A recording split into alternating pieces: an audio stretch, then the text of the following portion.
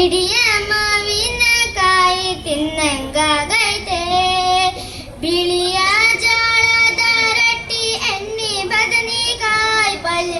ಬಿಳಿಯ ಜೋಳದ ರೊಟ್ಟಿ ಎಣ್ಣೆ ಬದನೆಕಾಯಿ ಪಲ್ಯ.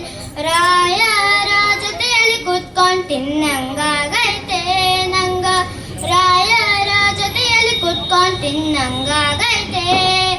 ಹರ್ಕಲ ಮುರ್ಕಲ ಕಜ್ಜಿಕಾಯಿ ಹಪ್ಪಳ ಸಂಡಿಗೆ ಉಪ್ಪಿನಕಾಯಿ. ಹರ್ಕಲ ಮುರ್ಕಲ ಕಜ್ಜಿಕಾಯಿ ಹಪ್ಪಳ ಸಂಡಿಗೆ ಉಪ್ಪಿನಕಾಯಿ.